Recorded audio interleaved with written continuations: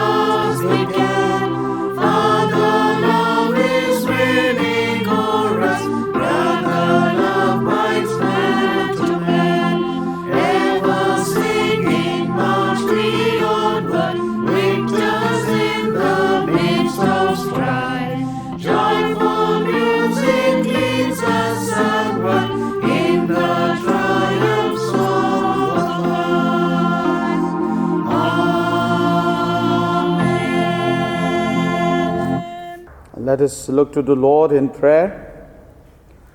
Almighty God, who wonderfully created us in your own image, and yet more wonderfully restored us, grant that, as your Son has shared our human nature, so we may share His divine glory, who lives and reigns with you and the Holy Spirit, one God, now and ever. Amen.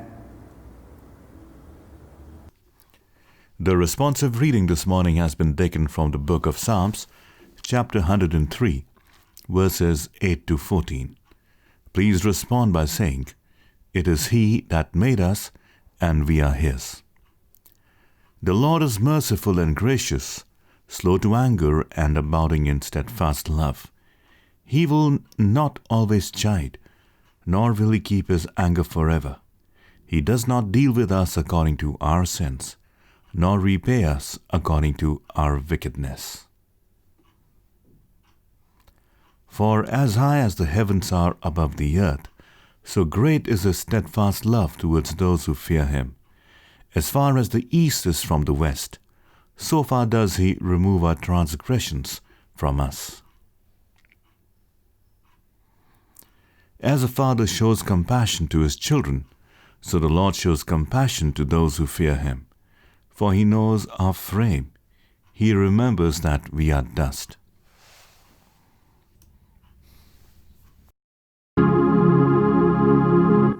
Glory be to the Father, and to the Son, and to the Holy Ghost, as it was in the beginning, is now, and ever shall be, world without end. Amen.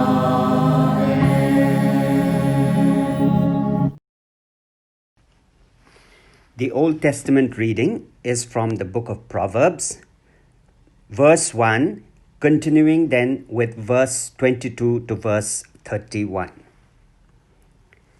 Listen as wisdom calls out, hear as understanding raises her voice.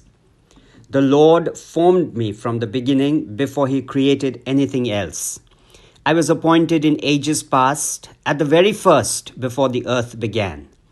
I was born before the oceans were created, before the springs bubbled forth their waters. Before the mountains were formed, before the hills, I was born, before He had made the earth and fields and the first handfuls of soil. I was there when He established the heavens, when He drew the horizon on the oceans. I was there when He set the clouds above, when He established springs deep in the earth. I was there when He set the limits of the seas so they would not spread beyond their boundaries, and when He marked off the earth's foundations. I was the architect at His side. I was His constant delight, rejoicing always in His presence. And how happy I was with the world He created, how I rejoiced with the human family. This is the word of God. Thanks be to God.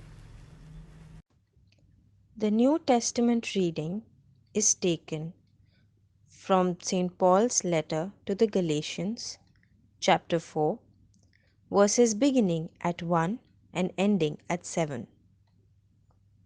I mean that the heir, as long as he is a child, is no different from a slave, though he is the owner of everything.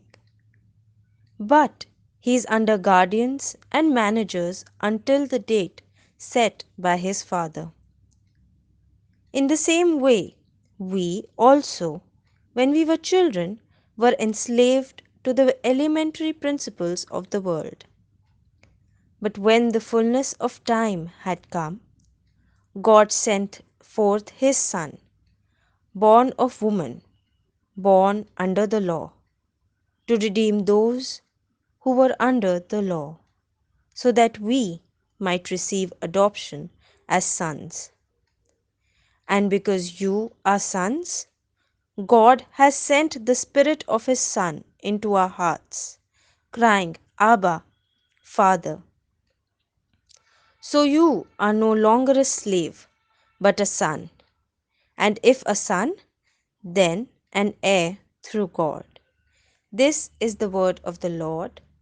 Please respond by saying, Thanks be to God.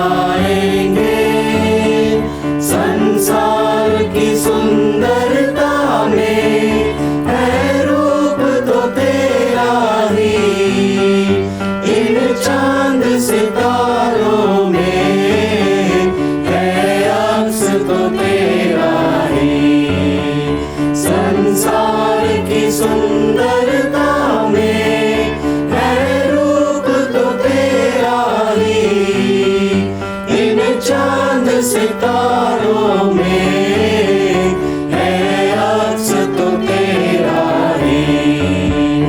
महिमा की तेरी बातें हम सबको बताएंगे, है यीशु महान अपना ये गीत सुनाएंगे, आवाज उठाएंगे, दिल तेरा खजाना है, एक पाक मोहब्बत का था पा न सका कोई, सागर है तू उल्फत का, दिल तेरा खजाना है, एक पाक मोहब्बत का था पा न सका कोई, सागर है तू उल्फत का। हम तेरी मोहब्बत से दिल अपना सजाएंगे, ऐ यीशु महान अपना ये गीत सुनाएंगे, आवाज उठाएंगे, ना देख सका हमको तू पाप के सागर में, और बन के मनुष्य आया आकाश से सागर में, ना देख सका हमको तू पाप के सागर में, और बन के मनुष्य आया आकाश से सागर में। मुक्ति का तू दाता है, दुनिया को बताएंगे, है यीशु महान अपना ये गीत सुनाएंगे, आवाज उठाएंगे। The Gospel reading this morning has been taken from the Gospel according to John, chapter 1, verse 9 to 18. The true light that gives light to everyone was coming into the world. He was in the world, and though the world was made through him, the world did not recognize him. He came to that which was his own, but his own did not receive him. Yet to all who did receive him, to those who believed in his name, he gave the right to become children of God. Children born not of natural descent, nor of human decision or a husband's will, but born of God. The Word became flesh and made his dwelling among us. We have seen his glory, the glory of the one and only Son, who came from the Father, full of grace and truth. John testified concerning him. He cried out, saying, "This is the one I spoke about when I said, 'He who comes after me has surpassed me, because he was before me.'" Out of his fullness we have all received grace in place of grace already given. For the law was given through Moses, grace and truth came through Jesus Christ. No one has ever seen God, but the one and only Son, who is himself God and is in closest relationship with the Father, has made him known. In our intercession, let us join our prayer for the whole human family with the unceasing prayer of Christ the Lord. Heavenly Father, we pray for justice and peace in the whole world and in the midst of the present challenges due to coronavirus, the fullness of life for everyone. Lord, in your mercy, hear our prayer. For all who live in Delhi and NCR, for the removal of all that divides us from each other, and for true harmony in our country. Lord, in your mercy, hear our prayer. For all engaged in agriculture, industry and commerce, for all workers skilled and unskilled, and for all those who defend our country, especially at our borders with Pakistan, Nepal, and China. Lord, in your mercy. For teachers and students, scientists, artists, and writers, and for all who influence the minds and hearts of others. Lord, in your mercy, hear our prayer. For those who are suffering, the poor and hungry, especially for the migrant laborers and their families, and those who are facing difficulties due to the recent floods. We especially pray for those affected by COVID-19 and those who are caring for them. We pray for the medical professionals, scientists, the establishment, and the volunteers. Lord, in your mercy, hear our prayer. For all to whom authority is entrusted in this and other countries, especially for our President, the Prime Minister, the Chief Justice of India, the Lieutenant Governor, and the Chief Minister of NCT of Delhi, and for all who have power over other people. Lord, in your mercy, hear our prayer. For the unity of all Christian people and for their witness and service in the world, Lord, in your mercy, hear our prayer. For your whole church in our country, for its councils and leaders, especially for P.C. Singh, our moderator, A. Dharmaraj Rasalam, moderator of the Church of South India, for Varis Masih, our bishop, for Timothy, Dennis, and Jayakumar, our presbyters, and for all other ministers of your church, that they may be faithful in your ministry. Lord, in your mercy, hear our prayer. That with all your people who have faithfully served you in this life, we also may share in the eternal joy of your kingdom. Lord, in your mercy, hear our prayer. Let us say together, hasten, Heavenly Father, the coming of your kingdom, and grant these petitions which we offer in the name of your Son, our Lord and Savior, Jesus Christ. Amen.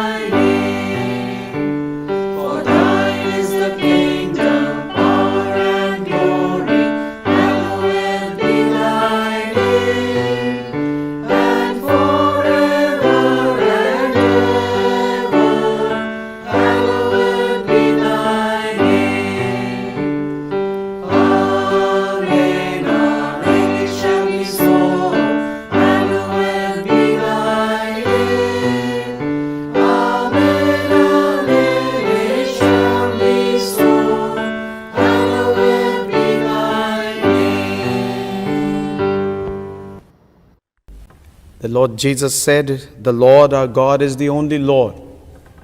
And you shall love the Lord your God with all your heart, with all your soul, with all your mind, and with all your strength." This is the first commandment. And the second is this: love your neighbor as yourself. There is no other commandment greater than these. God so loved the world that he gave his only Son, Jesus Christ, to save us from our sins, to be our advocate in heaven, and to bring us to eternal life.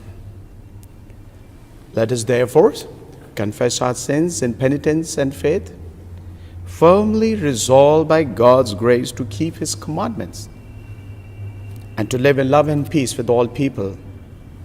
Let's all say together the prayer of confession.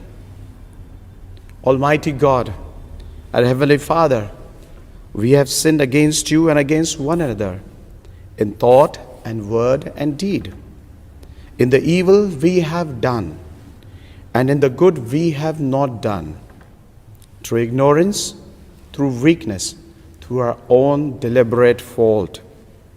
We are truly sorry and repent of all our sins.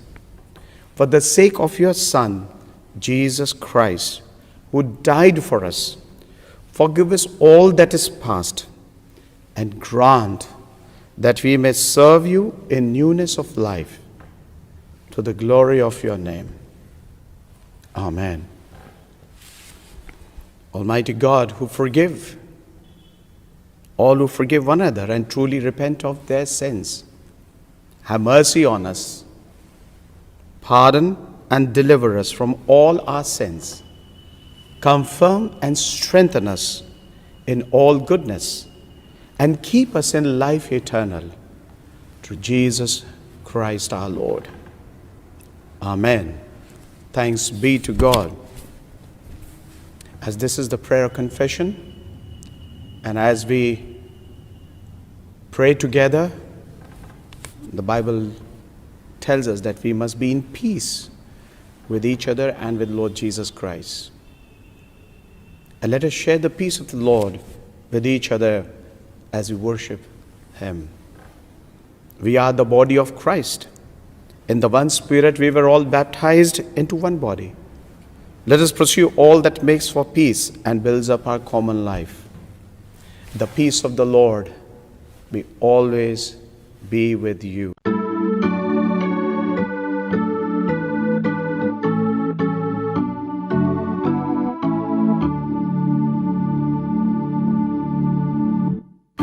Faith in God, my heart, trust and be unafraid. God will fulfill in every part each promise he has made.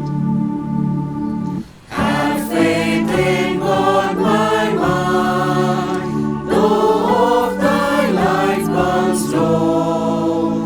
God's mercy holds a wiser plan than thou canst fully know. Have faith in God, my soul, his cross forever stands, and neither life nor death can pluck his children from his hands. Lord Jesus, make me whole, grant me no resting place, until I rest heart, mind, and soul, the captive of thy grace. Amen. Let's look to the Lord in prayer. Lord, we want to thank you today as we entered into the new year, and as the previous year has been so challenging because of sickness, because of many deaths seen around the whole world and our nation. Lord, thank you for guarding and protecting many. We look this year for vaccine to come, Lord, so that many would be healed and be restored to normal life. Lord, we look to the Word today with this promise that, Lord, Jesus, not only born in a manger, but is declared the Son of God, and we are sharer of that Son, Jesus Christ, into our life. How can we be? How is it possible, Lord, to share His inheritance and become part of and become heir and part of His kingdom? Help us, Lord, as we understand this today and apply it into our lives. In Jesus' name we pray. Amen. You know, we have been hearing a lot of Christmas stories and Christmas songs and carols this Christmas, I believe. And not only that, this time we have able to hear a lot of things, a lot of stories, a lot of programs. Manger is involved, shepherds are there, angels are there, Mary is there, Joseph is there. You know, whole family and the whole city, how things happened, how birth took place, you know, the innkeeper, every part, the shepherds, all have been, highlighted in the gospel. But, one of the greatest things that today we hear in the scripture, going to hear, is John's gospel. He never used these description of birth of Jesus Christ at all. But he tells about the birth of Jesus Christ. It's so amazing. It's something like you're sitting in your home and you imagine something that is far away happening, something very beautiful. But you haven't seen it at all. But something happened and you make it meaningful in your life. And that's what John is doing at this time. He's bringing the very inception, the very pre-incarnation of Jesus Christ, making it so relevant, and the birth, he's making it so relevant. It's basically divinity, the divine aspect of Jesus Christ in his birth is revealed today. And we become sharer of the divine aspect of Jesus' birth. The basic intention over here today, as we look to the word, is reflecting, is John chapter 1, verse 9 to 18, that's been written. Today we read the scripture. At the background of this passage is reminding something very important. It's about the first century. And it talks about very late it was written. Probably Christians were around Ephesus were looking for the answers, for the problems and there were sufferings that they were facing by the Christian. And all these Christians wanted that what Jesus said must have come exactly. But actually things turn around somewhere else. It never happened the way they expected to be. And most of the Jesus' original 12 disciples have already died, and temple in Jerusalem has already destroyed, and Jewish Christians have already scattered around throughout the Roman Empire. They're not at one place in Jerusalem, they're just scattered in all throughout the Roman Empire. Jesus has not returned as he went up in the sky. He hasn't come. They're expecting him to come at that time. They hoped that he will come somewhere, bring to wonder that they missed a very important point in understanding Jesus. Some started thinking. They started telling each other for years they started telling that we have missed something. We need to get into it. What was the thing? But the fact remained they were honest, and some admitted that, they're beginning to have some of their own doubts about Jesus Christ. It is exactly when the people were started doubting. It is exactly when Christians who were scattered around started thinking and taking the word, what they have heard, it has not come to fulfillment. And they are again and again reminded, and a lot of sufferings that were upon them by the Roman Empire. At that point, this gospel came into being. At that time, John then wrote this gospel. It talks about a very important thing in verse 9 onwards. The first narration is about his birth. And the second part about the narration of his birth, how he has come into being, is very important to know. That he reminds. And he tells her that there was a true light which was coming into the world. He talks about not only that he was not the light, but he was the light. He testified about the John the Baptist, telling about him also. And he told about in the world was made through him, and world did not recognize him. He came to his own did not receive him. Those who received him became the children of God. not by the bloodline of the parents or by the husband's desire or by the flesh, but they became children by the will of God. And God sort of, started giving them a very important message to them. He started telling them a very important thing, that the Word became flesh. That's what John wants to tell about the Son of God. The sonship of Christ, the Son, that Jesus Christ is the Son of God. He became flesh. The very birth of Jesus Christ. We're going to see it in Galatians chapter 4, which is read to us.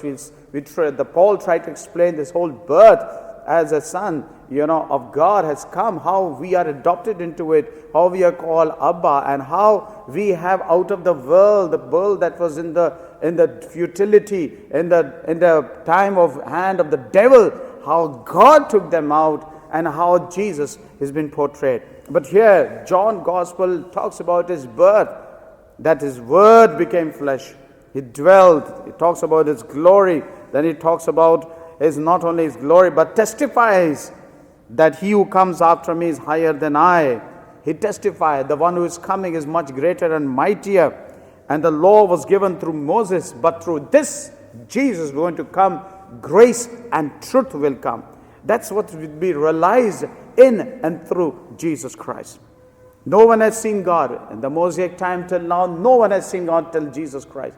They've just seen the power of God, but they have not seen physically. But now, the only begotten Son, the only Son of God, who is in the bosom of the Father, has explained this thing to us. Now, John has been very careful telling about the birth of Christ without narrating anything about shepherds and about angels and about archangels and telling about the wise men. Nothing of the sort is there. But he explains the divinity of Jesus Christ, the deity of Jesus Christ, how divine he was as a man, as God. We're going to see that. Let's look to Galatians chapter 3, Galatians chapter 4. Galatians chapter 4. We're going to see something very interesting where Paul writes from chapter 4, verses 1 to 7. Galatians 4, 1 to 7. He says, what he wants to say in this 1 to 7th verse, that the heirs as long as he is the child. You are inherited as long as you are a child, but does not differ yourself from the slave. What he's trying to tell Paul is, though you are master of all, but you are under the guardians and the steward until the time appointed by the Father. So we can be delivered only at the time that the Lord has appointed us. It was at that point the Jews were enslaved, and in the ceremonies, and the Pharisees with the ceremonial laws and legalism, and every kind of act was with ceremony that was done. And we see also in many religions this happening. Everything you do, there is a ceremony. Any act is done, there is a ceremony. There is a legalism. And that prompted up in them, and they were enslaved of that. Gentiles were enslaved of their paganism rituals. They used to observe those pagan rituals and ceremonies that were there. They were part of it. So Paul wants to tell both of them, the Jews and Gentiles, that they were children, were in bondage in the world. They were bondage in the world and living by the principles of this world where they are living. So now Jews were bondage keeping the law, that's what said earlier, in order that they may obtain salvation. And in Luke chapter 6 also that we see the Jewish reader taught them against the law for Jesus healing a man on a Sabbath day. And then on Matthew chapter 15 we also see the Jesus cleansing the hand, without cleansing hand, eating the food, not doing the ceremonial according to the law of the Jew, performing the ceremony before eating food. He's not doing it. Gentiles were in bondage most of the ceremonies, the pagan rituals. Acts chapter 9 talks about the silversmith getting richer, selling silver shrines in the Roman goddess of fertility of Diana. They were doing that. So before Jesus came into the scene, both Jews and Gentiles were in bondage of their ceremonies and their rituals. And Paul wrote some 2,000 ago, the word of God is still, and even today, it's relevant. Today, we are also the world in bondage. Many of the Jews are still in bondage. Even Gentile, all of us are in bondage of the ceremonial laws and elementary principles of this world. The very basic elementary. We are in bondage of that. Even 21st century society, people still rely on mysticism, astrology. Even when this year begins, we all are in astrology. It started thinking some kind of thing happening. Many society look for tarot cards and spirit guiding advices. Paul says there, when we were children, but in the fullness of time came, God sent forth His Son, born of a woman. It is that time when astrology and all kind of magic practice were going on.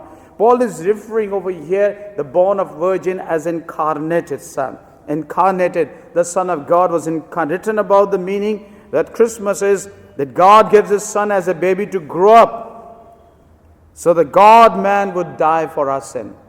So this God, whom sonship we are involved, He will die as a man to deliver us from our sin.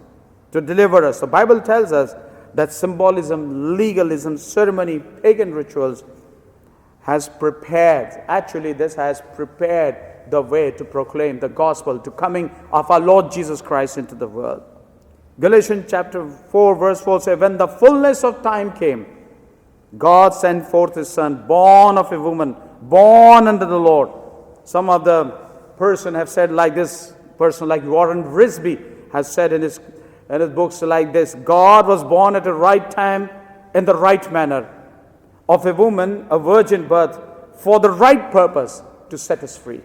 Isn't it true? It is. Paul uses the fullness of time over here. The right purpose at the right time was there. At the time that he wrote this and brought this. He never used the word time for the meaning that gives us a fixed time or special occasion, which means kairos. That is not the meaning over here. There's another word is used over here with donate very specifically, which talks about a particular period or interval of time. It is something which means a space or lapse of time. It was something that God wanted to see, that coming of His Son incarnate runs, of course, sent by the Son, will be set time. He will set time.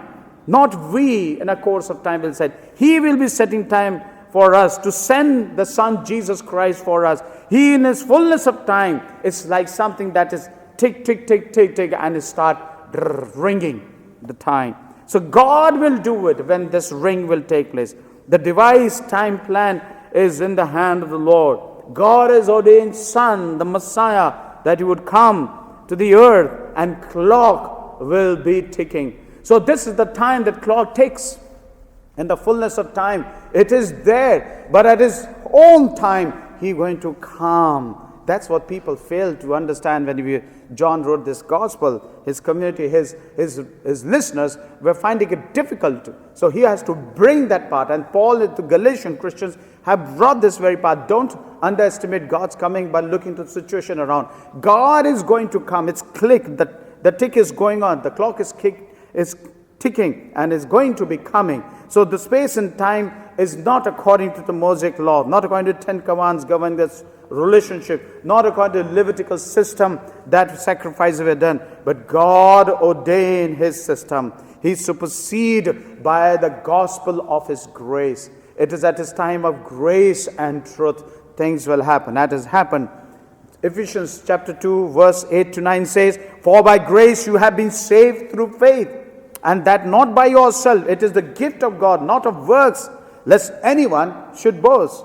So during this lapse of time, what Roman Empire would have done, they're trying to maintain peace themselves.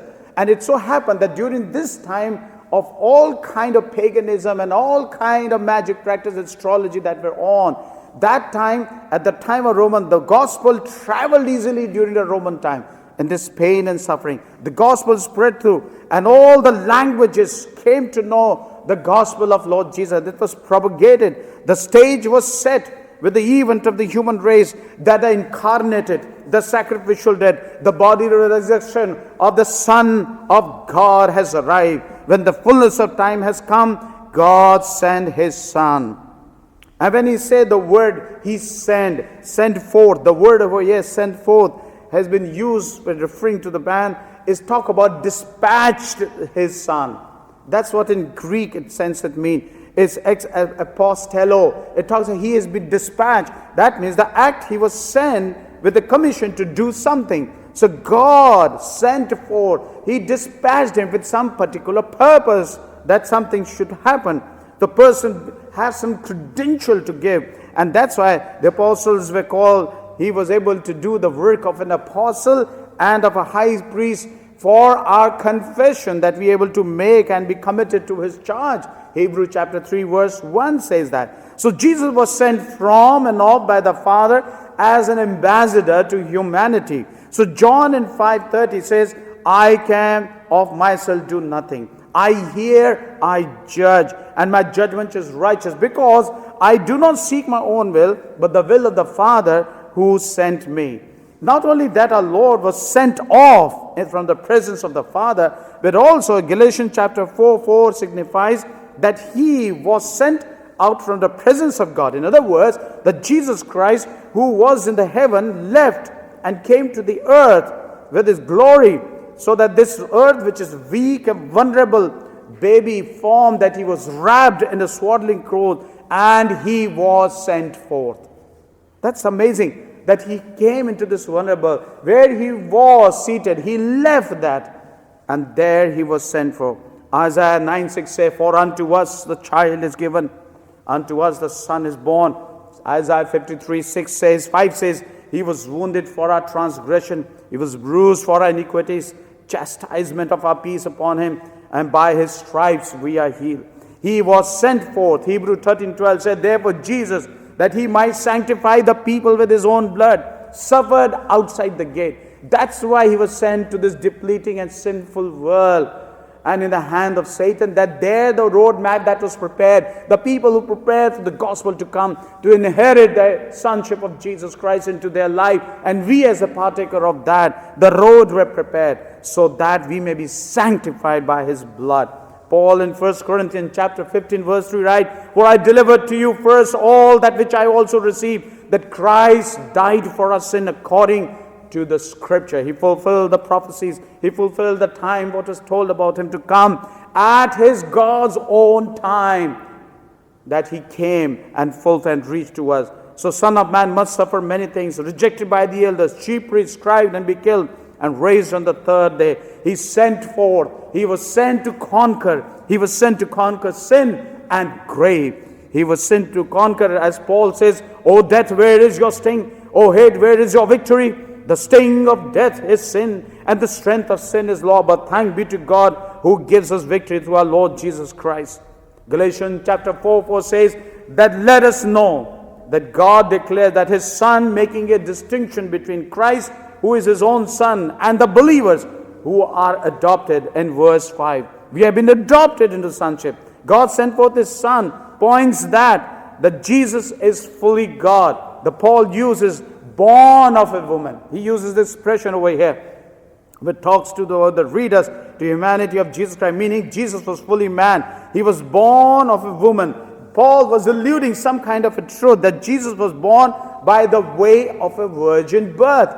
It was a human virgin birth, referring that Jesus was conceived in Mary, miraculous action without human father. And we must be very careful that Jesus never had human father. So virgin, use of Mary, mother, where a young woman who was engaged to Joseph tells a lot about his birth as a virgin birth. But why virgin birth?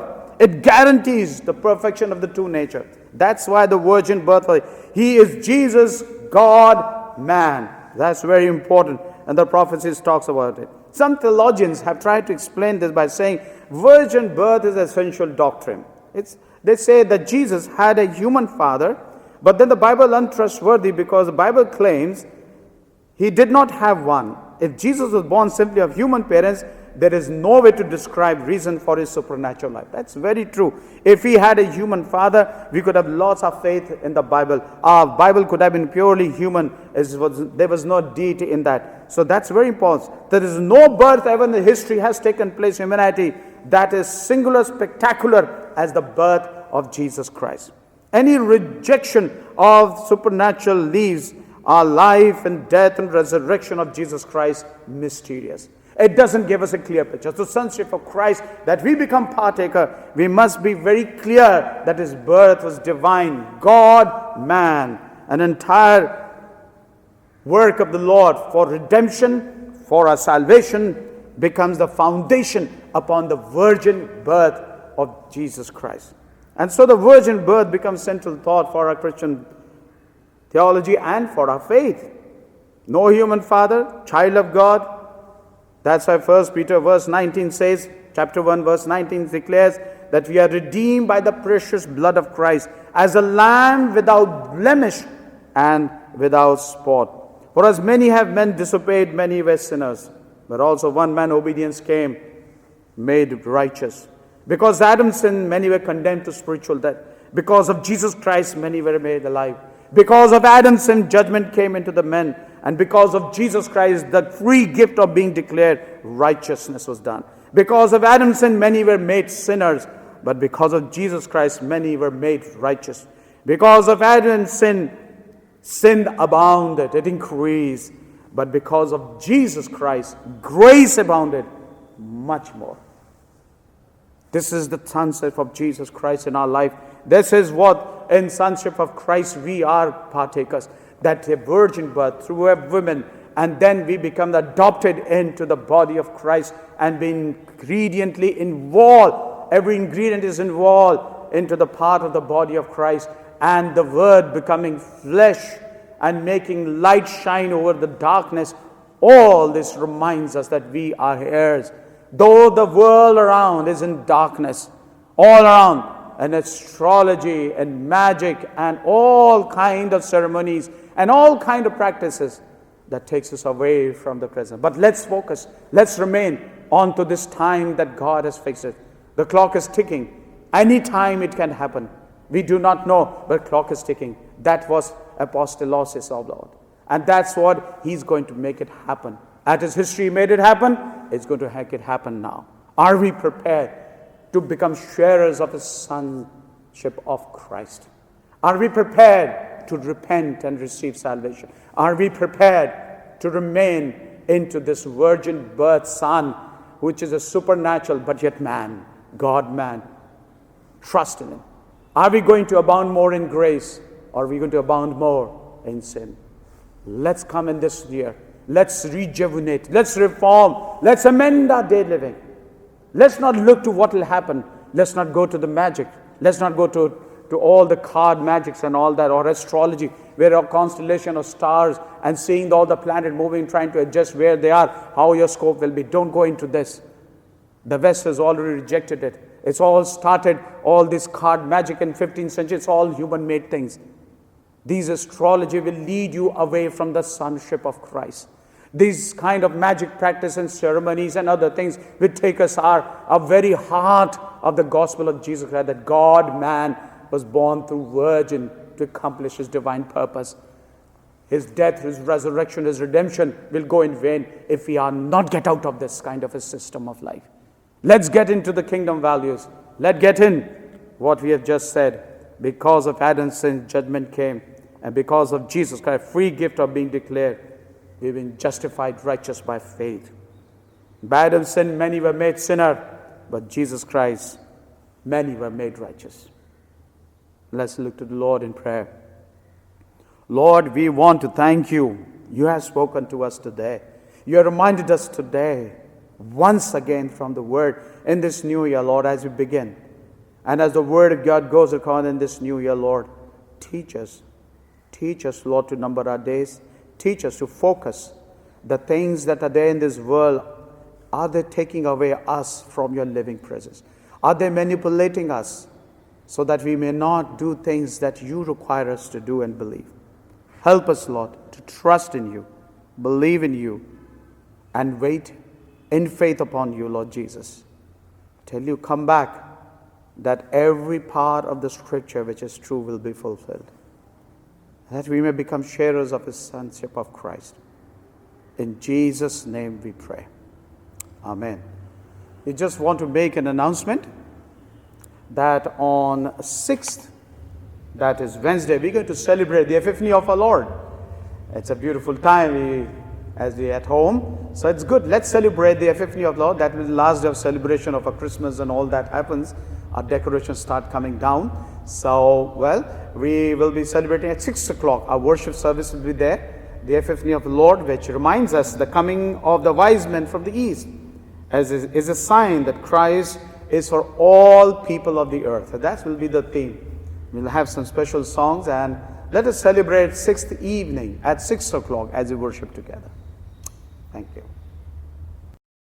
Let us all affirm our faith and say together, we believe in one God, the Father, the Almighty, maker of heaven and earth.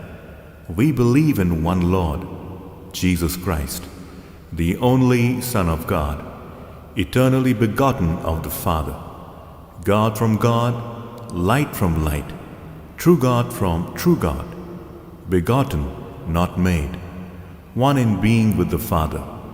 Through him all things were made, for us and for our salvation. He came down from heaven by the power of the Holy Spirit. He was born of the Virgin Mary and became man. For our sake he was crucified under Pontius Pilate.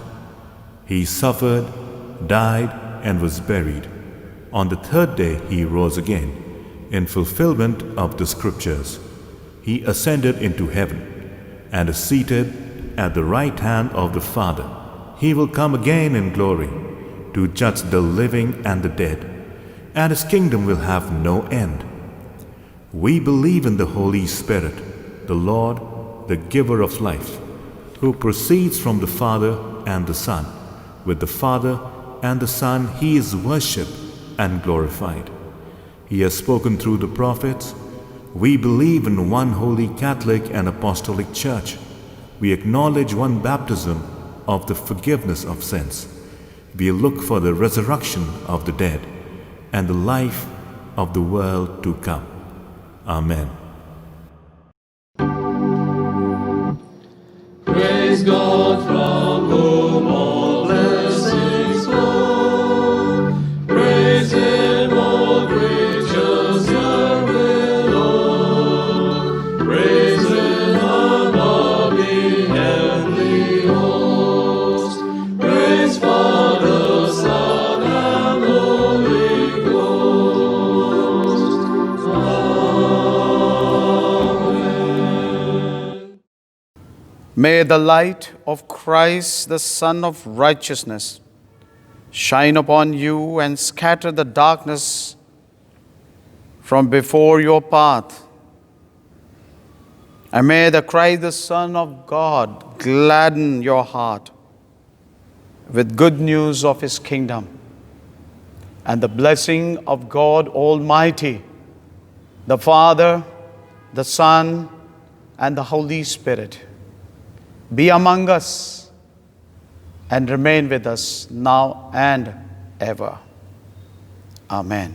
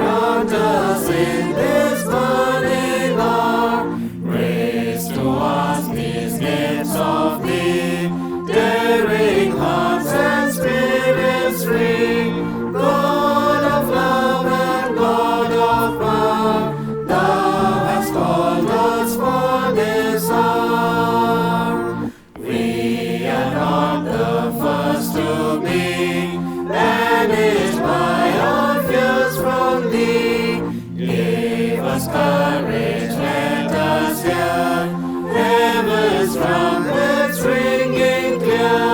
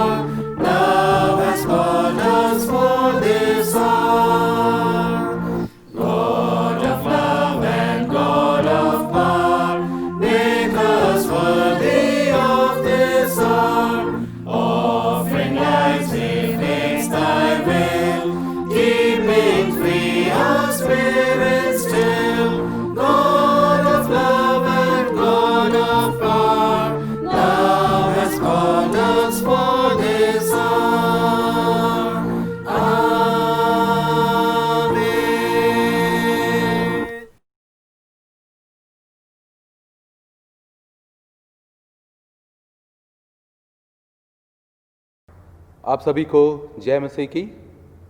खुदावंद यीशु मसीह के मधुर नाम में आज की सुबह की आराधना में मैं आप सभी का स्वागत करता हूं और आप सभी को मैं नए साल 2021 की शुभकामनाएं देता हूं और परमेश्वर से प्रार्थना करता हूं कि ये नया साल आप सभी के लिए मंगलमय हो और आनंद शांति से भरा हो। आप सभी को नया साल बहुत बहुत मुबारक हो।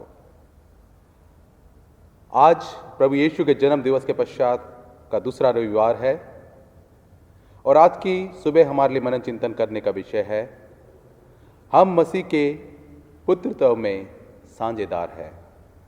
और आज परमेश्वर का वचन हमसे ये कहता है, परंतु जब समय पूरा हुआ तो परमेश्वर ने पुत्र को भेजा जो स्त्री से जन्मा और व्यवस्था के अधीन उत्पन्न हुआ, ताकि व्यवस्था के अधीनों को मोल लेकर छुड़ा ले और हमको लेपालक होने का पद मिले।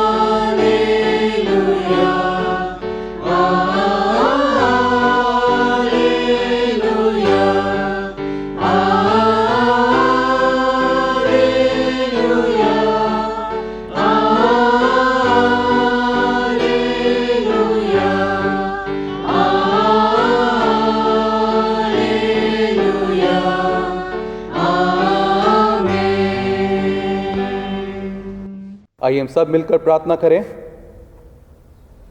सर्वशक्तिमान परमेश्वर, आपके सम्मुख सबके हृदय खुले हैं। आप सबकी अभिलाषाओं को जानते हैं और आपसे कोई भी भेद छिपा नहीं है। अपने पवित्र आत्मा की प्रेरणा से हमारे हृदय के विचारों को शुद्ध कीजिए, ताकि हम आपसे पूर्ण रूप से प्रेम करें और योग्य रीति से आपके पवित्र नाम की स्तुति करें। हमारे प्रभु यीशु मसीह के द्वारा। आमीन। स्वर्ग में परमेश्वर की महिमा और पृथ्वी पर उसके लोगों को शांति। हे प्रभु परमेश्वर, स्वर्गिक राजा, सर्वशक्तिमान पिता परमेश्वर, हम आपकी आराधना करते, आपको धन्यवाद देते और आपकी महिमा के कारण आपकी स्तुति करते हैं। हे प्रभु यीशु मसीह, परमेश्वर पिता के इकलौते पुत्र, हे प्रभु परमेश्वर, हे परमेश्वर के मेमने, आप जगत का पाप उठा ले जाते हैं, हम पर दया कीजिए। आप पिता की दाहिनी ओर विराजमान है, हमारी प्रार्थना स्वीकार कीजिए, क्योंकि केवल आप ही पवित्र हैं, आप ही प्रभु हैं, आप ही यीशु मसीह पवित्र आत्मा के साथ परमेश्वर पिता की महिमा में परम उच्च हैं। आमीन। आइए हम सभी दया याचना की प्रार्थना में शामिल हों। प्रभु हम पर दया कीजिए, प्रभु हम पर दया कीजिए। क्रिस्त हम पर दया कीजिए, क्रिस्त हम पर दया कीजिए। प्रभु हम पर दया कीजिए, प्रभु हम पर दया कीजिए। आज की विशेष प्रार्थना। हे सर्वशक्तिमान परमेश्वर, आपने अद्भुत रीति से अपने स्वरूप में हमें बनाया और इससे भी अधिक अद्भुत रीति से आपने हमें पुनः स्थापित किया। वर दीजिए कि जैसे आपके पुत्र प्रभु यीशु हमारे मानवीय स्वभाव में सहभागी हुए, वैसे ही हम भी उनकी ईश्वरीय महिमा में सहभागी हों। उन्हीं के द्वारा जो आपके पवित्र आत्मा के साथ एक परमेश्वर है, अब और सदा सर्वदा जीवित और राज्य करते हैं। आमीन। आज का उत्तरवादी पाठ लिया गया है भजन संहिता 103 8 से लेकर 14 आयत तक। आप कृपया उत्तर दें। ये वो है जिसने हमें बनाया है और हम उसके हैं। यहोवा दयालु और अनुग्रहकारी, विलंब से कोप करने वाला और अति करुणामय है। वो सर्वदा वाद विवाद करता ना रहेगा, ना उसका क्रोध सदा के लिए भड़का रहेगा। उसने हमारे पापों के अनुसार हमसे व्यवहार नहीं किया और ना हमारे अधर्म के कामों के अनुसार हमको बदल दिया।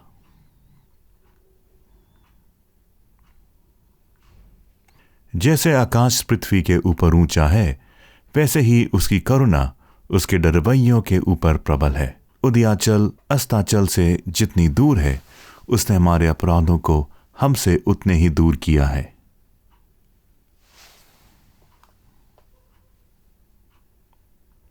जैसे पिता अपने बालकों पर दया करता है, वैसे ही यहोवा अपने डरवैयों पर दया करता है, क्योंकि वह हमारी सृष्टि जानता है और उसको स्मरण रहता है कि मनुष्य मिट्टी ही है।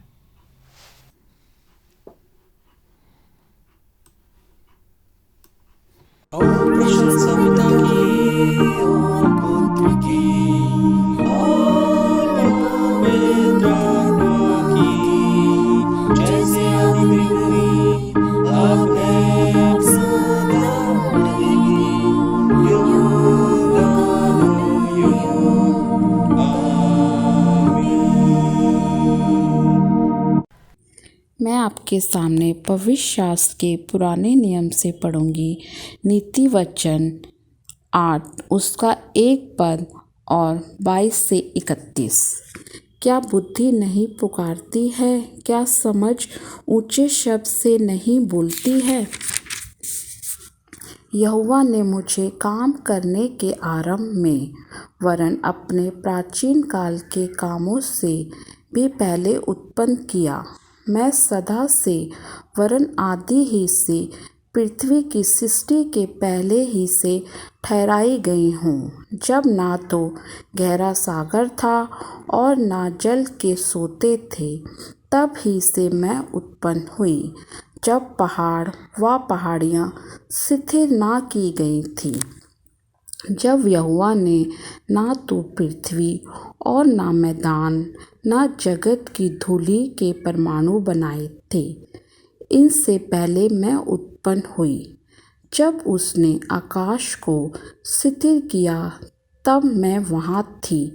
जब उसने गहरे सागर के ऊपर आकाश मंडल ठहराया, जब उसने आकाश मंडल को ऊपर से स्थिर किया और गहरे सागर के सोते फूटने लगे, जब उसने समुद्र का सिवाना ठहराया कि जल उसकी आज्ञा का उल्लंघन ना कर सके, और जब वह पृथ्वी की नींव की डोरी लगाता था, तब मैं कारीगर सी उसके पास थी और प्रतिदिन मैं उसकी प्रशंसा थी और हर समय उसके सामने आनंदित रहती थी।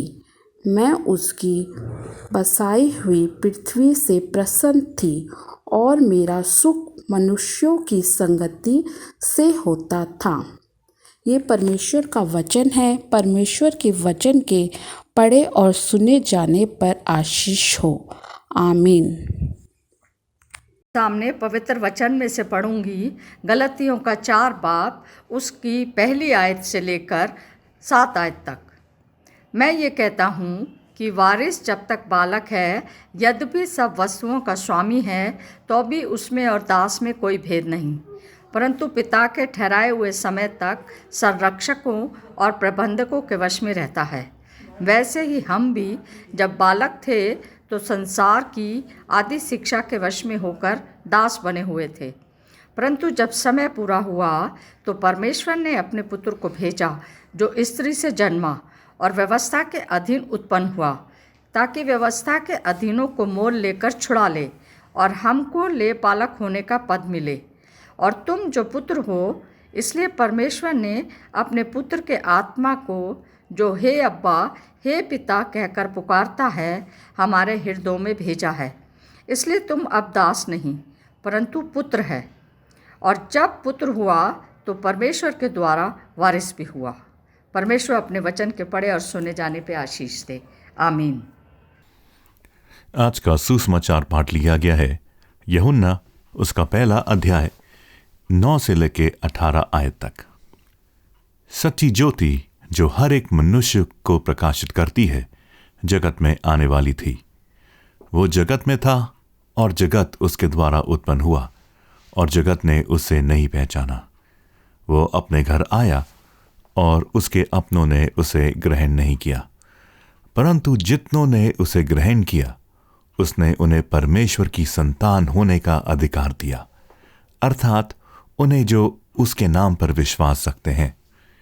वे ना तो लहू से, ना शरीर की इच्छा से, ना मनुष्य की इच्छा से, परंतु परमेश्वर से उत्पन्न हुए हैं। और वचन देहधारी हुआ और अनुग्रह और सच्चाई से परिपूर्ण होके हमारे बीच में डेरा किया, और हमने उसकी ऐसी महिमा देखी जैसे पिता के एक लौते की महिमा। यूहन्ना ने उसके विषय में गवाही दी और पुकार कर कहा, ये वही है जिसका मैंने वर्णन किया कि जो मेरे बाद आ रहा है वो मुझसे बढ़कर है, क्योंकि वो मुझसे पहले था। क्योंकि उसकी परिपूर्णता में से हम सब ने प्राप्त किया, अर्थात अनुग्रह पर अनुग्रह। इसीलिए कि व्यवस्था तो मूसा के द्वारा दी गई, परंतु अनुग्रह और सच्चाई यीशु मसीह के द्वारा पहुंची। परमेश्वर को किसी ने कभी नहीं देखा। एक लौता पुत्र जो पिता की गोद में है, उसी ने उसे प्रकट किया है। परमेश्वर अपने वचन के पढ़े और सुने जाने पर आशीष दे। आइए परहित निवेदन में जाएं और परमेश्वर से प्रार्थना करें। हम समस्त मानव जाति के लिए प्रार्थना करें और अपनी प्रार्थनाओं को प्रभु यीशु मसीह के निरंतर निवेदन के साथ अर्पित करें। हे पिता, हम प्रार्थना करते हैं कि समस्त संसार में न्याय और शांति स्थापित हो और प्रत्येक व्यक्ति भरपूर जीवन प्राप्त करे। हे दयावान प्रभु, उन सब लोगों के लिए जो इस गांव नगर में रहते हैं, उन सब बातों को दूर करने के लिए जिनसे आपसी फूट और झगड़े होते हैं, और हमारे देश में सच्ची एकता की बढ़ती के लिए हे दयावान प्रभु, उन सब लोगों के लिए जो कृषि, उद्योग अथवा व्यापार में लगे हुए हैं, सब मज़दूरों और कारीगरों के लिए, और उन सब के लिए जो हमारे देश की रक्षा करते हैं, हे दयावान प्रभु। अध्यापकों और छात्रों, वैज्ञानिकों, लेखकों और कलाकारों और उन सब व्यक्तियों के लिए जो अन्य लोगों के विचारों और भावनाओं को प्रभावित करते हैं। हे दयावान प्रभु, उन सब लोगों के लिए जो दुखी हैं, बेरोज़गार हैं, भूखे प्यासे हैं, दरिद्र और दलित हैं, बीमार और मरणासन हैं, और उन सब व्यक्तियों के लिए जो ऐसे लोगों की सेवा और सहायता करते हैं। हे दयावान प्रभु, हमारे तथा अन्य देशों के सब शासकों के लिए, विशेषकर हमारे राष्ट्रपति, प्रधानमंत्री, इस राज्य के राज्यपाल और मुख्यमंत्री, और उनके लिए भी जो लोगों पर किसी प्रकार का अधिकार रखते हैं। हे दयावान प्रभु, संपूर्ण मसीही समाज की एकता और मेल मिलाप के लिए और समस्त संसार में उनकी गवाही और सेवा कार्य के लिए।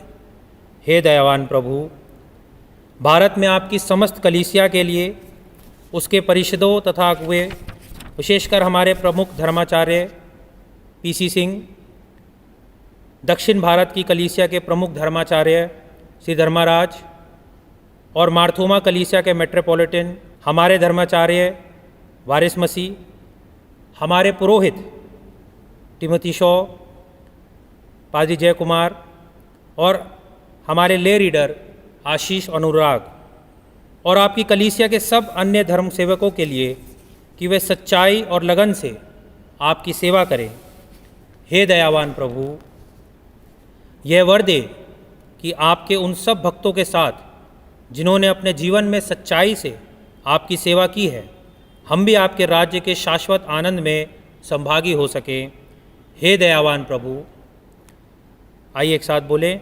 हे स्वर्गीय पिता, अपने राज्य को शीघ्र प्रकट कीजिए और हमारी इन प्रार्थनाओं को सुनिए। हम आपके पुत्र, अपने प्रभु और उद्धारकर्ता यीशु मसीह के नाम से यह मांगते हैं। आमीन।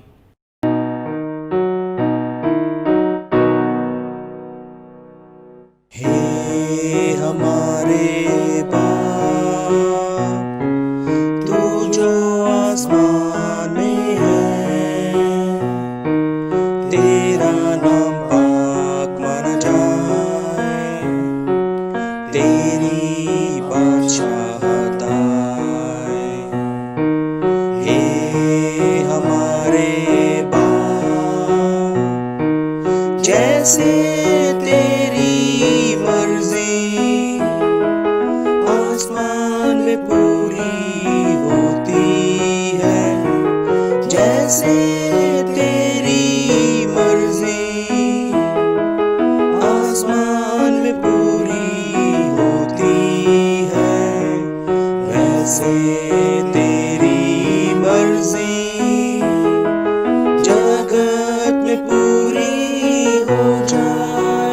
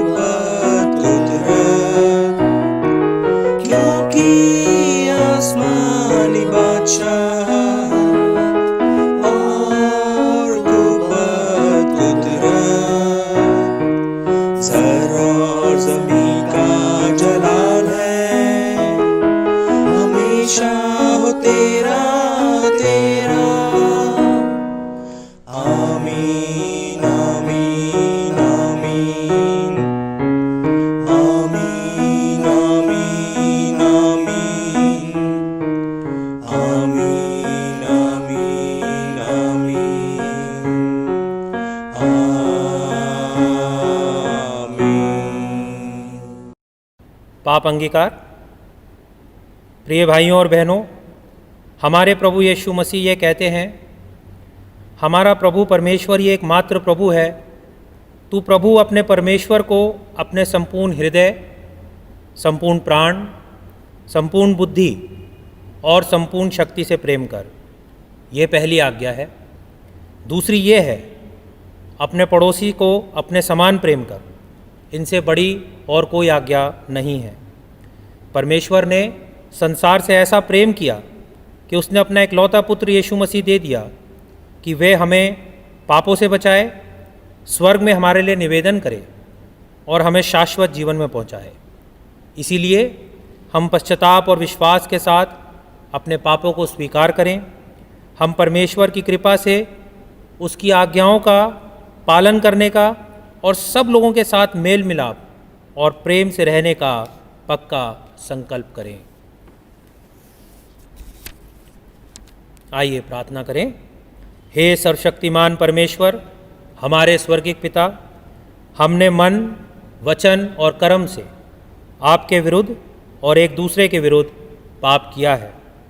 हमने अपनी अज्ञानता और दुर्बलता के कारण और जानबूझकर भी बुराई की है और भलाई करने में असफल रहे हैं।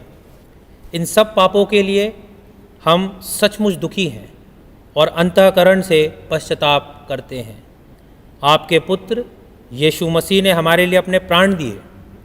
उन्हीं के कारण हमने जो पाप किए हैं उनको क्षमा कीजिए और यह वर दीजिए कि भविष्य में हम नया जीवन पाकर सदा आपकी सेवा करें, ताकि आपके पवित्र नाम की महिमा हो। आमीन। सर्वशक्तिमान परमेश्वर उन सबको क्षमा करता है जो एक दूसरे को क्षमा करते और सच्चा पश्चाताप करते हैं। वे आप सब पर दया करे, आप सबके पापों को क्षमा करे और उनसे आपको छुटकारा दे। सब भले कामों में आपको स्थिर और सबल करे और शाश्वत जीवन में बनाए रखे। हमारे प्रभु यीशु मसीह के द्वारा। आमीन। परमेश्वर का धन्यवाद हो। आइए हम शांति अभिवादन के लिए हम लोग जाएंगे। हम सब मिलकर मसीह की देह हैं और हम सब ने एक ही आत्मा के द्वारा एक ही देह में बपतिस्मा लिया है। हम ऐसे कार्य में संलग्न रहें जिनसे शांति मिलती और एक दूसरे का निर्माण होता है।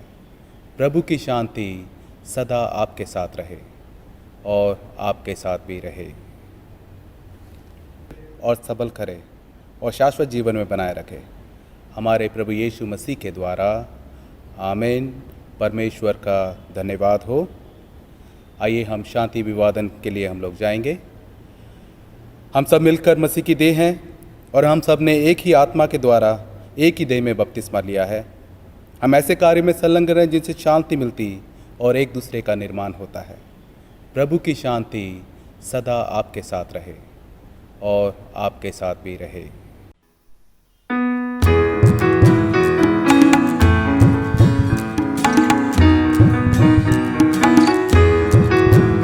गुनहगारों को दे दे सहारा, आया चरनी में तारनहारा। गुनहगारों को दे दे सहारा, आया चरनी में तारनहारा।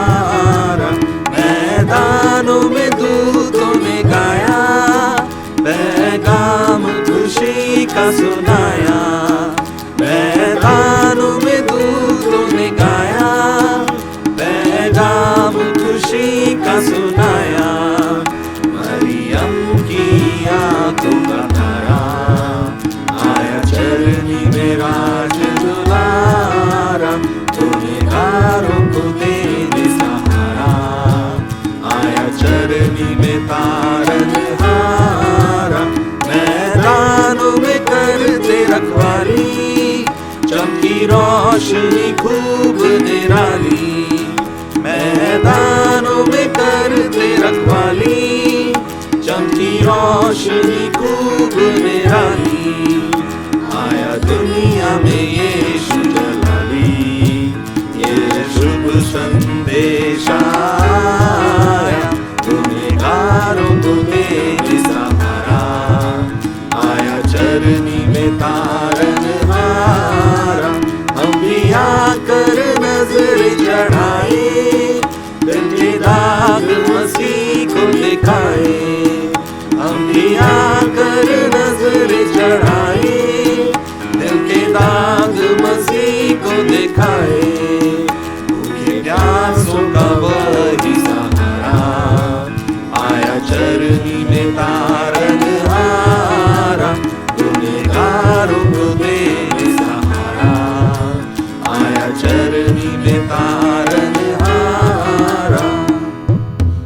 मैं आप सभी का एक बार फिर आज की सुबह की आराधना में स्वागत करता हूं। जब हम परमेश्वर के पवित्र वचन पर मनन चिंतन करने जाते हैं तो सबसे पहले हम उसको धन्यवाद दें कि उसने जिंदों की ज़मीन पर हमें सुरक्षित रखा है। हम जानते हैं कि बीते वर्ष तमाम देश में इस महामारी का लोगों ने सामना किया, लेकिन परमेश्वर ने फिर भी हमें से हर एक जन को अपनी सुरक्षा में बनाए रखा। और मेरी ये कामना है और ये परमेश्वर से प्रार्थना है कि ये साल हम सभी के लिए आनंद का साल हो, खुशी का साल हो, और जिस महामारी का हम अभी सामना करते आ रहे हैं, परमेश्वर करे कि ये महामारी इस दुनिया से और मनुष्य की ज़िंदगी से हमेशा के लिए ख़त्म होने पाए। आइए हम परमेश्वर के वचन पर मनन चिंतन करने जाएं, अपने सरों को झुकाएं। आइए हम परमेश्वर से प्रार्थना करें। धन्यवाद प्रेमी पिता परमेश्वर, इस सुंदर दिन के लिए, समय के लिए जो प्रभु जी आपने हमारे जीवन में दिया है। धन्यवाद देते हैं उन आशीषों के लिए जो रोज़मर्रा की ज़िंदगी में आप हमें देते हैं। धन्यवाद देते हैं पिता परमेश्वर इस नए वर्ष के लिए जो आपने हमारे ज़िंदगी में दिया है। ये नया साल प्रभु जी हर एक के जीवन में प्रभु जी आशीष का साल हो, खुशी का साल हो प्रभु जी। और ये नया साल प्रभु जी हर एक के जीवन में बहुत सारी आशीषें लेके आए, खुशियाँ लेके आए, उद्धार लेके आए। प्रभु जी इस वक्त को हम अपने आप को तेरे हजूरी में रखते हैं। जब हम तेरे वचन पर मनन चिंतन करते हैं तो हमारे दिमाग को खोल, हमारे हृदय को खोल प्रभु जी, ताकि हम जो भी कुछ पढ़ते हैं, सीखते हैं प्रभु जी, उसको अपने जीवन में ग्रहण कर सकें और तेरे वचन के अनुसार अपने जीवन को व्यतीत कर सकें। इस समय को, इस वक्त को प्रभु जी तेरे हाथ में समर्पित कर देते हैं। प्रार्थना अपने उद्धारकर्ता खुदा यीशु मसीह के नाम से मांगते हैं, आमीन। मसीह में प्रिय भाइयों और बहनों, जैसा हमने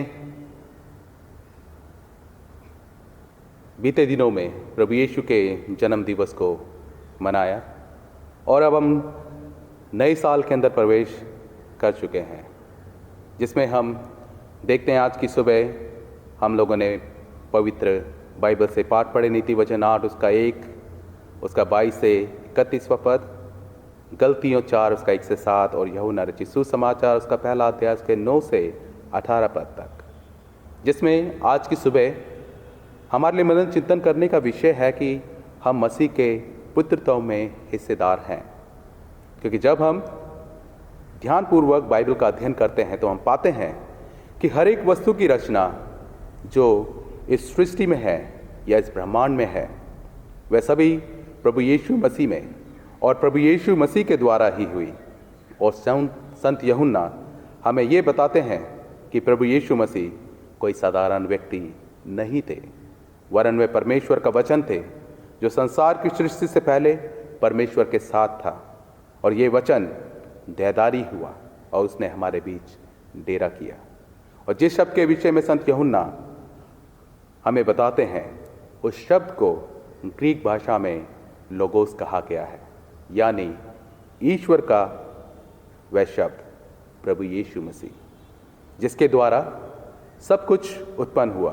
क्योंकि यह शब्द वह शब्द था जो आदि से परमेश्वर के साथ था और वह शब्द परमेश्वर था, और उस शब्द के द्वारा सब कुछ उत्पन्न हुआ और कोई भी वस्तु उसके बिना उत्पन्न नहीं हुई, क्योंकि उसमें जीवन था और वह जीवन मनुष्य की ज्योति था। इसलिए प्रभु यीशु संपूर्ण मनुष्य और संपूर्ण ईश्वर था। और जब हम उत्पत्ति की पुस्तक में उस पहले अध्याय को जब हम पढ़ते हैं तो उसमें पाते हैं कि परमेश्वर ने किस प्रकार इस सुंदर सृष्टि की रचना की, और इन सब में परमेश्वर ने सबसे महत्वपूर्ण चीज मनुष्य को अपनी सूरत में बनाया और अपना श्वास उसके अंदर फूका। इस प्रकार परमेश्वर ने नर नारी करके मनुष्य की सृष्टि की और उन्हें आशीष दी और उनसे कहा कि फूलो फलो और पृथ्वी में भर जाओ और उसे अपने वश में कर लो। और जब परमेश्वर ने देखा कि सब कुछ अच्छा है, क्योंकि परमेश्वर ने कुछ भी चीज़ ऐसी नहीं बनाई जो अच्छी ना हो, परंतु मनुष्य ने परमेश्वर की उन सभी बनाई हुई अच्छी चीज़ों में बुराई उत्पन्न कर दी और हमने अपने आप को परमेश्वर से दूर कर लिया। क्योंकि जब हम समाज में देखते हैं तो पाते हैं कि आज मनुष्य ही ईश्वर का विरोधी हो गया है। उसके साथ साथ हम भी एक दूसरे के विरोधी हो गए हैं। मनुष्य का विरोधी हो गया, जिसके कारण मनुष्य के जीवन में पाप और बुराइयां आ गई हैं, जिसके कारण मनुष्य और ईश्वर के बीच में दूरियां आ गई है। और उन दूरियों को समाप्त करने के लिए परमेश्वर का वचन देहधारी हुआ और परमेश्वर के उस वचन ने इस पूरे समाज को, इस पूरे संसार को प्रेम का पाठ पढ़ाया और एक दूसरे से प्रेम करना सिखाया। यदि हम लोग यूहन्ना 3:16 में देखते हैं तो वहाँ पर लिखा है कि परमेश्वर ने जगत से ऐसा प्रेम किया कि उसने अपना इकलौता पुत्र दे दिया, ताकि जो कोई उस पर विश्वास करे वो नाश ना हो परंतु अनंत जीवन पाए। इसलिए प्रभु यीशु ने कहा, मैं इसलिए आया कि वह सभी जीवन पाए और बहुतायत से जीवन पाए। परंतु हम देखते हैं कि मनुष्य ने परमेश्वर के शब्द को नहीं सुना और जो देहधारी हुआ था और जो इस ब्रह्मांड में मौजूद है, जिसके द्वारा इस पूरे ब्रह्मांड की रचना हुई, जो मनुष्य की समझ से परे है। क्योंकि परमेश्वर इस दुनियावी चीज़ों से और इस ब्रह्मांड से भी बढ़कर है, जिसकी हम कभी कल्पना भी नहीं कर सकते हैं। लेकिन फिर भी मनुष्य अपने आप पर घमंड करता है, जबकि मनुष्य इस दुनिया में क्या लेकर आया है और इस दुनिया से क्या लेकर जाएगा। यदि देखा जाए तो मनुष्य नश्वर प्राणी है। इसलिए वचन हमें बताता है कि मनुष्य का सांसारिक जीवन समाप्त हो सकता है, भविष्यद्वक्ताओं की भविष्यवाणियां भी समाप्त हो सकती है, मनुष्य का ज्ञान भी समाप्त हो सकता है, परंतु परमेश्वर का वचन कभी भी समाप्त नहीं होगा, क्योंकि इसका वचन सत्य है और हमेशा उसके साथ रहता है जो उस पर ईमान रखते हैं। क्योंकि वचन के अनुसार यूहन्ना बपतिस्मा दाता को जब भेजा जाना था तो परमेश्वर द्वारा पुत्र को भेजे जाने के उद्देश्य का वो एक भाग था, जो कि सच्ची ज्योति था, जिसके विषय में संत यूहन्ना कहते हैं कि सच्ची ज्योति जो हर एक मनुष्य को प्रकाशित करती है जगत में आने वाली थी, क्योंकि उसमें जीवन था और वह जीवन ही मनुष्य की ज्योति था। यहाँ पर ज्योति का मतलब परमेश्वर के उस ज्ञान से है जो प्रभु यीशु इस मानव जाति को देने आए थे, और उन्होंने वह ज्ञान इस मानव जाति को दिया, क्योंकि ज्योति अंधकार में चमकती है और प्रभु यीशु वह ज्योति थे जो मनुष्य के जीवन के अंधकार को दूर करने आए थे, क्योंकि मनुष्य के काम बुरे व अंधकार में थे।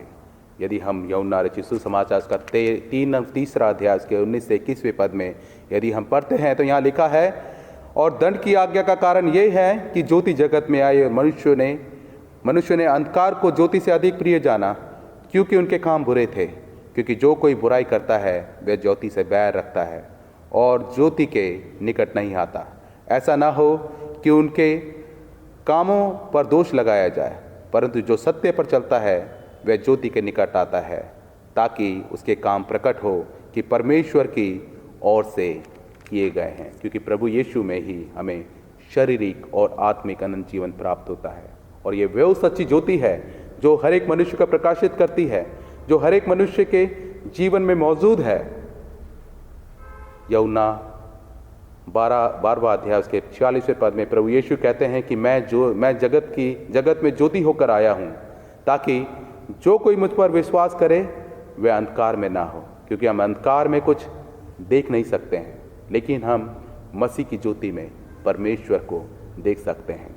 इसलिए प्रभु यीशु ने कहा, जगत की ज्योति मैं हूँ, और जो मेरे पीछे हो लेगा वह अंधकार में नहीं चलेगा वरन जीवन की ज्योति पाएगा। क्योंकि जिस तरह एक छोटी मोमबत्ती किसी कमरे के अंधकार को दूर करती है, उसी तरह मसीह की ज्योति संसार के अंधकार को दूर करती है। और जिस तरह ज्योति अंधकार को दूर करती है, उसी तरह मसीह की ज्योति मनुष्य के पाप और अविश्वास के अंधकार को दूर करती है।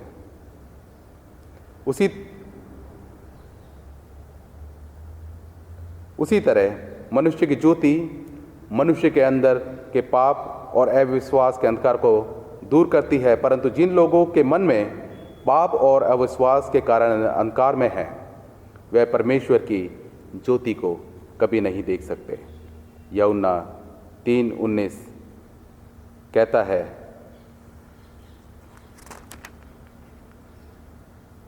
दंड की आज्ञा के कारण यह है कि ज्योति जगत में आई और मनुष्यों ने अंधकार को ज्योति से अधिक प्रिय जाना, क्योंकि उनके काम बुरे थे। और आज के दिन हम भी अपने आप से ये सवाल करें कि आज हम लोगों के काम कैसे हैं, अच्छे हैं या बुरे हैं, या फिर हमारे जीवन परमेश्वर से दूर है। और यूहन्ना वचन में आगे हमें बताता है कि वह जगत में था और जगत उसके द्वारा उत्पन्न हुआ और जगत ने ही उसे नहीं पहचाना, जबकि यूहन्ना बपतिस्मा दाता ने संसार में आकर उस ज्योति की गवाही दी जो जगत में आने वाली थी, ताकि संसार विश्वास करे। और इसी कारण संत यूहन्ना ने इस सुसमाचार को लिखा ताकि हम विश्वास कर सके कि प्रभु यीशु ही परमेश्वर के पुत्र मसीह हैं।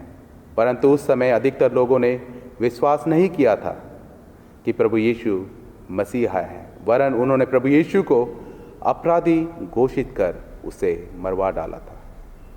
जबकि परमेश्वर का वचन अद्भुत और सामर्थी है, क्योंकि उसके वचन में सामर्थ व शक्ति है। क्योंकि जब उसने कहा कि उजियाला हो, तो इस दुनिया में उजियाला हो गया।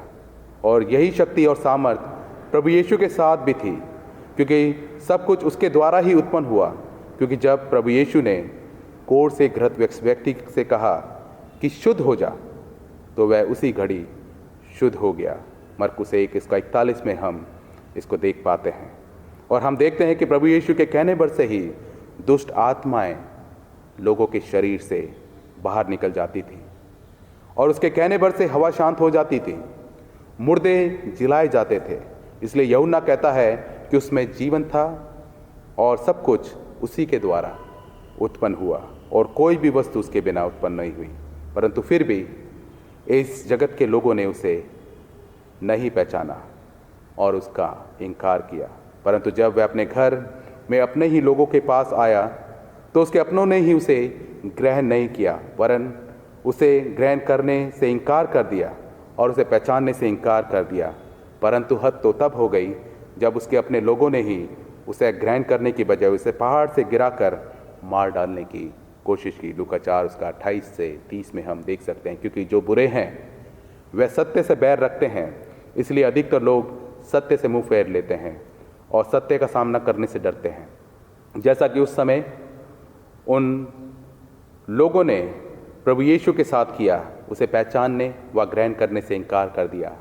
आज हमें भी सोचने की ज़रूरत है कि क्या मैंने और आपने प्रभु यीशु को अपना उद्धारकर्ता करके ग्रहण किया है। यदि नहीं तो आज ही ग्रहण करें। परंतु जितनों ने उसे अपना उद्धारकर्ता ग्रहण किया है, उसने उन्हें परमेश्वर की संतान होने का अधिकार दिया है। परंतु ये तभी संभव है जब हम प्रभु यीशु को अपने जीवन में ग्रहण कर सकें, उसके नाम पर विश्वास कर सकें, तभी हम परमेश्वर के बेटे और बेटियां कहलाएंगे। क्योंकि जब हम परमेश्वर के पुत्र प्रभु यीशु को अपने जीवन में ग्रहण करते हैं, तो तब परमेश्वर भी हमें अपनी संतान के रूप में ग्रहण करता है और फिर हम भी परमेश्वर के परिवार के सदस्य बन जाते हैं। क्योंकि प्रभु यीशु ने इस संसार से प्रेम किया कि उसने हमारे पापों की खातिर मृत्यु को ग्रहण कर लिया और उसके बदले में उसने हमें जीवन और उद्धार दिया है। इसलिए जब तक हम प्रभु यीशु को अपने जीवन में ग्रहण नहीं कर लेते हैं, तब तक हम और हमारा जीवन भी अंधकार में है। और जब हम प्रभु यीशु को अपने जीवन में ग्रहण करते हैं, तो परमेश्वर के ज्ञान का प्रकाश हमारे जीवन में आता है और परमेश्वर हमारे जीवनों को उत्तम आशीषों से भरता है। इसलिए हम अपनी इच्छा से परमेश्वर की संतान नहीं बनते, परंतु हम केवल परमेश्वर के अनुग्रह के द्वारा ही उसकी संतान बनते हैं। और यह तभी संभव है जब हम मसीह को अपना प्रभु और उद्धारकर्ता ग्रहण करते हैं। इसलिए जो प्रभु पर विश्वास रखते हैं, वे ना तो लहू से ना शरीर की इच्छा से वरन परमेश्वर से उत्पन्न हुए हैं। क्योंकि वचन में संत यूहन्ना हमें बताते हैं कि प्रभु यीशु ही परमेश्वर का वह वचन था जो आदि में परमेश्वर के साथ था, और वह वचन ही परमेश्वर था जो दैदारी हुआ। वह अनुग्रह और सच्चाई से परिपूर्ण होकर उसने हमारे बीच में डेरा किया, और हमने उसकी ऐसी महिमा देखी जैसे पुत्र की एक महिमा देखी, जैसे परमेश्वर के एकलौते पुत्र की महिमा। अर्थात यहाँ पर कहने का मतलब यह है कि परमेश्वर मसीह के रूप में पूरी रीति से हमारे समान मनुष्य बन गया, जिसने कभी पाप नहीं किया, क्योंकि मनुष्य के रूप में होते हुए भी निष्कलंक था और सत्य और अनुग्रह से परिपूर्ण था। उसने लोगों के लिए दया प्रेम और उसमें लोगों के लिए दया प्रेम और अनुग्रह था। यहाँ पर परमेश्वर के उस प्रेम को भी हम यहाँ पर देखते हैं, जिसने हमारे पापों के उद्धार करने के लिए अपने इकलौते पुत्र को इस दुनिया में भेजा, ताकि उसकी कुर्बानी से दुनिया के सभी लोगों को उनके पापों की क्षमा मिल सके। क्योंकि हमें दंड देने नहीं, प्रभु यीशु हमें दंड देने नहीं आए, बल्कि हमें आशीष और उद्धार देने के लिए आए थे, जो सिर्फ हमें केवल परमेश्वर के अनुग्रह से ही प्राप्त हो सकता है। और वह अनुग्रह मसीह यीशु में है, जो हमें मसीह को ग्रहण करने और उस पर विश्वास करने से ही प्राप्त होगा। क्योंकि प्रभु यीशु परमेश्वर का सच्चा वचन है जो देहधारी हुआ और उसने हमारे बीच में डेरा किया। इसलिए वे तो ना तो सिर्फ परमेश्वर के पुत्र थे वरन वे स्वयं ही परमेश्वर थे। क्योंकि हम यूहन्ना 14 उसका 9 में देखते हैं, वहाँ पाते हैं कि प्रभु यीशु ने अपने शिष्यों से कहा था कि जिसने मुझे देखा उसने पिता को देखा। यूहन्ना 14:11 में मैं पिता में और पिता मुझ में है। यूहन्ना 10:30 में मैं और पिता एक ही हैं। इसके आगे हम यूहन्ना बपतिस्मादाता की गवाही के विषय में देखते हैं, जो प्रभु यीशु के विषय में थी, कि वह परमेश्वर का पुत्र है, जिसके विषय में उसने ये वर्णन किया था कि मेरे बाद जो आने वाला है ये वही है जो मुझसे अधिक शक्तिमान है, और वह मुझसे अधिक बढ़कर है, क्योंकि वह मुझसे पहले था और वह संसार से पहले परमेश्वर के साथ था। इसलिए यूहन्ना से अधिक वह महान था, क्योंकि यूहन्ना परमेश्वर की ज्योति की गवाही देने के लिए आए थे, और मनुष्य के बीच में उनको इसलिए भेजा गया ताकि वे उनको तैयार कर सके, ताकि लोग उसकी गवाही से प्रभु यीशु पर ईमान ला सकें और उसको ग्रहण कर सकें, ताकि मसीह की आशीषें उनके सभी विश्वासियों को मिलती रहे, क्योंकि वही एकमात्र हमारी सच्ची आशीष का स्रोत है। आगे यूहन्ना 17वें पद में कहते हैं कि परमेश्वर ने इस्राएलियों को कुछ आशीषें प्रदान की थी। इनके साथ साथ उनके जीवन की सही दिशा के लिए उन्हें मूसा द्वारा व्यवस्था प्रदान की गई थी, जो लोगों को बचाने के लिए असमर्थ थी। क्यों? क्योंकि वह उसे पूरी तरह से पालन करने में असफल थे। परंतु इस दुनिया के लोगों के लिए वास्तव में अनुग्रह और सच्चाई प्रभु यीशु मसीह द्वारा ही आई, जिसमें परमेश्वर ने मानव जाति को दंड से बचाने के लिए और उन्हें अनंत जीवन देने के लिए मसीह यीशु को इस दुनिया में भेजा, ताकि लोग उस पर ईमान लाएं और वो नाश ना हो परंतु अनंत जीवन पाएं। क्योंकि मसीह के आने से पहले लोगों के जीवन अंधकार में थे, वो संसार के गुलाम थे। कहने का मतलब ये है, लोग सांसारिक विश्वास और प्रथाओं के अधीन थे, वास्तव में वो शैतान के गुलाम थे। संत पौलुस हमें बताते हैं, जिन सिद्धांतों की वो बात करते हैं, वे सब मनुष्य दुनियावी संस्कार व प्रथाओं में, अर्थात उन रीति रिवाजों में, उन अंधकार से लिप्त थे जिसके वो गुलाम थे। यदि हम आज के मनुष्य को भी देखें, आज का मनुष्य भी जो है कि विभिन्न प्रकार की बुराइयों का गुलाम है, विभिन्न प्रकार की बुरी आदतों का गुलाम है, जिससे छुटकारा देने के लिए खुदावंद यीशु मसीह इस दुनिया में आए, ताकि हम उस गुलामी से आज़ाद हो सके। और खुदावंद यीशु मसीह ने अपनी जान की जान देकर हमारे उन गुनाहों की कीमत को चुकाया। क्योंकि रोमियो 6:23 में लिखा है, वहाँ कहता है कि क्योंकि पाप की मजदूरी मृत्यु है। इसलिए परमेश्वर का वचन आज हमें ये याद दिलाता है कि उसके पुत्र खुदावन यीशु मसीह के भेजे जाने के कारण हम शैतान की गुलामी से आज़ाद किए गए हैं। क्योंकि मसीह ने हमारे लिए एक सहायक भेजा है, वो पवित्र आत्मा है जो हमें शैतान की गुलामी से छुड़ाता है और हमेशा हमारे लिए उपलब्ध रहता है। जबकि परमेश्वर को किसी ने नहीं देखा, परंतु परमेश्वर को प्रभु यीशु में प्रकट पाते हैं, जिसमें हम प्रभु यीशु में परमेश्वर को देखते हैं। इसलिए वचन हमसे कहता है कि जो कोई प्रभु यीशु को ग्रहण करता है और उस पर विश्वास रखता है, उन्हें परमेश्वर के संतान होने का अधिकार दिया गया है। एक सिस्टर किसी जगह पर इंटरव्यू देने के लिए गई, और जब वह इंटरव्यू देने के लिए गई और जो वह इंटरव्यू ले रहा था, उसने सिस्टर से पूछा कि डू यू बिलीव जीसस? तो उसने उससे कहा कि नो, नहीं। तो सिस्टर का जवाब सुनकर वो व्यक्ति हैरान हो गया और वह सोचने लगा कि ये एक सिस्टर है और प्रभु यीशु मसीह को मानती है, फिर भी उस सिस्टर ने उसने प्रभु यीशु के लिए कहा कि मैं उस पर विश्वास नहीं करती। यहाँ पर सिस्टर ने फिर उसके बाद दोबारा उसको उत्तर दिया कि मैं केवल उस पर विश्वास ही नहीं करती हूँ, वरन मैं उसे जानती भी हूँ और उसे मानती भी हूँ। क्योंकि जो लोग खुदावंद यीशु मसीह को मानते हैं और वह जानते हैं, तो वह ही अपनी ज़िंदगी खुदावंद यीशु मसीह के अनुसार जिएंगे, जैसा वह चाहता है कि हम जिएं। क्योंकि जो उसे ग्रहण कर उस पर विश्वास करता है, उसे परमेश्वर की संतान होने का अधिकार दिया गया है। क्या मैं और आप उसकी संतान होने का अधिकार पाना चाहते हैं? तो आइए प्रभु को अपने जीवन में ग्रहण करें और उस पर अपना ईमान लाएं और हमारा विश्वास हमेशा उस पर दृढ़ बना रहे, ताकि हम उसके संतान होने के अधिकारी ठहरें। खुदा आप सबको बहुतायत की आशीष दे। आमीन।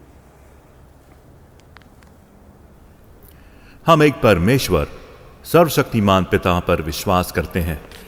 वह स्वर्ग और पृथ्वी का और समस्त दृश्य एवं अदृश्य वस्तुओं का करता है।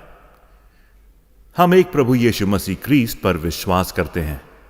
वह परमेश्वर का एक लौता पुत्र, सर्वयुगों से पहले पिता से उत्पन्न, परमेश्वर से परमेश्वर, ज्योति से ज्योति, सत्य परमेश्वर से सत्य परमेश्वर, कृत नहीं वरन उत्पन्न है। उनका और पिता का तत्व एक है। उन्हीं के द्वारा सब वस्तुएं बनी। हम मनुष्य के लिए और हमारे उद्धार के निमित्त वह स्वर्ग से उतर आए। पवित्र आत्मा के सामर्थ्य से वह कुमारी मरियम से जन्मे और मनुष्य बने। पिन्तियुस पिलातुस के शासन में वह हमारे लिए क्रूस पर चढ़ाए गए। उन्होंने दुख भोगा, वह मरे और गाड़े गए। पवित्र शास्त्र के कथन के अनुसार वे तीसरे दिन जी उठे।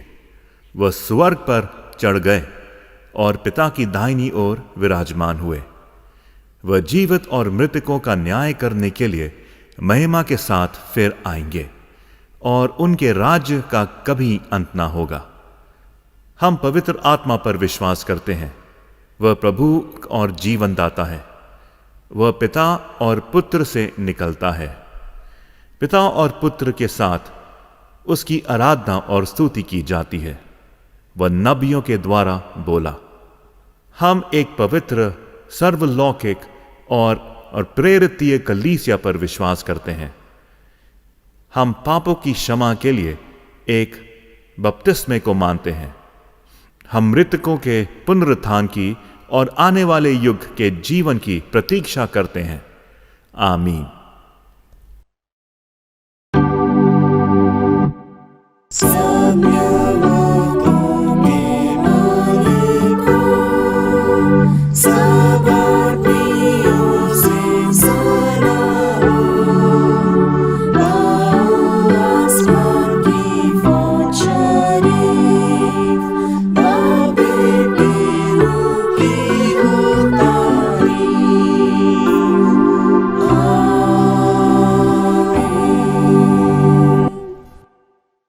परमेश्वर की शांति जो सारी समझ से परे है, परमेश्वर के और उसके पुत्र हमारे प्रभु यीशु मसीह के ज्ञान और प्रेम में आपके हृदय और विचारों को सुरक्षित रखे। और सर्वशक्तिमान परमेश्वर पिता, पुत्र और पवित्र आत्मा की आशीष आप सब पर हो और आपके साथ सदा सर्वदा बनी रहे। आमीन।